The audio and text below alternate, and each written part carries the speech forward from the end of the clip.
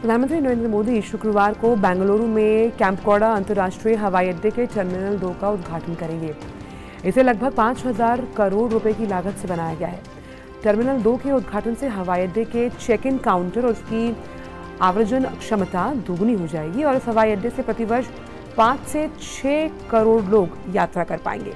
पहले ये क्षमता 2.5 करोड़ थी। इस टर्मिनल में 10,000 वर्ग मीटर में फैली हरित दीवारें, हैंगिंग गार्डन और आउटडोर गार्डन्स बनाए गए हैं।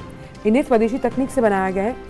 इस बारे में डीडी न्यूज से खास बातचीत करते हुए कर्नाटक के मुख्यमंत्री बसवराज बोम्मई ने कहा, प्रधानमंत्री विकास पुरुष के तौर पर देश का नेतृत्व कर रहे हैं और उनका बेंगलुरु का दौरा राज्य में डबल इंजन सरकार को बल देगा। Under the able leadership of Prime Minister Narendra Modi and his vision, the Prime Minister is restoring the glory of the great philosophers and leaders who united India. After the Statue of Unity, where India remembers Sardar Vallabhbhai Patel, then the Statue of Equality, it's now time for Statue of Prosperity.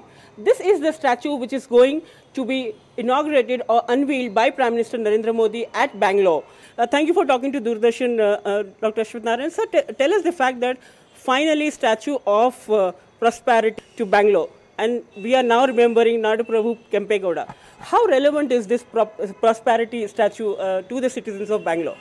The founder of the Bangalore city. जो बैंगलोर पहुंच रहे हैं, कई विकासशील योजनाओं का आगाज होगा। मेरे साथ हैं कर्नाटक के मुख्यमंत्री बसवराज बोम्मई। सर, बहुत बहुत धन्यवाद आपका दूरदर्शन को वक्त देने के लिए। केम्पेगौड़ा की मूर्ति, नाडा प्रभु केम्पेगौड़ा की मूर्ति का अनावरण होने जा रहा है, खुद प्रधानमंत्री आ रहे हैं। तो ये मूर्ति जो है समृद्धि की मूर्ति का नाम दिया गया है, प्रॉस्पेरिटी की।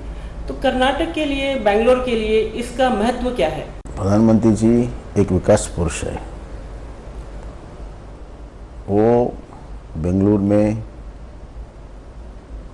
3 कार्यक्रम के लिए बेसिकली आ रहे हैं। बहुत दिन से एक हमारी मांग थी कि स्पीड ट्रेन हो जाए, बेंगलोर मैसूर और बेंगलोर चेन्नई, वो दोनों का सपना साकार किया है प्रधानमंत्री जी ने। वंदे भारत जो रेलवे का योजना है, उसके तहत चेन्नई बेंगलोर, बेंगलोर मैसूर इसका उद्घाटन करेंगे। चेन्नई को 2.5 घंटे में हम पहुंचेंगे, 1.5 आवर्स में मैसूर भी पहुंचेंगे।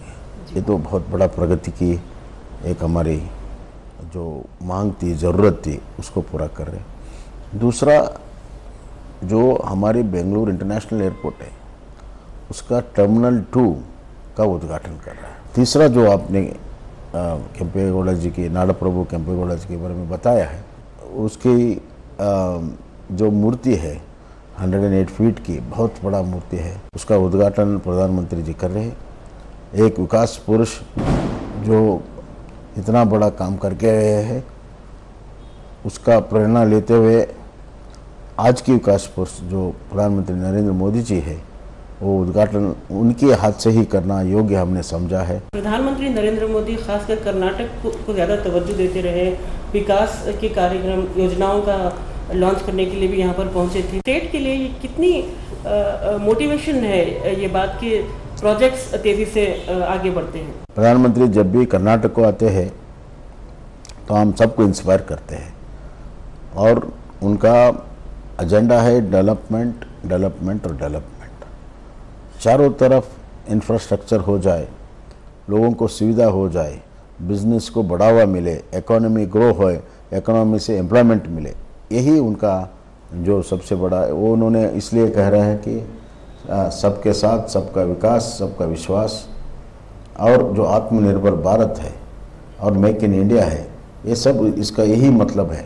ये थे मुख्यमंत्री बसवराज बोम्मई बता रहे थे कि किस तरह से प्रधानमंत्री नरेंद्र मोदी के नेतृत्व में तमाम विकासशील योजनाओं को जो है कर्नाटक में शुरू किया गया है। कैमरामैन श्रीनिवास के साथ आयशा खानम, डीडी न्यूज़, बैंगलोर।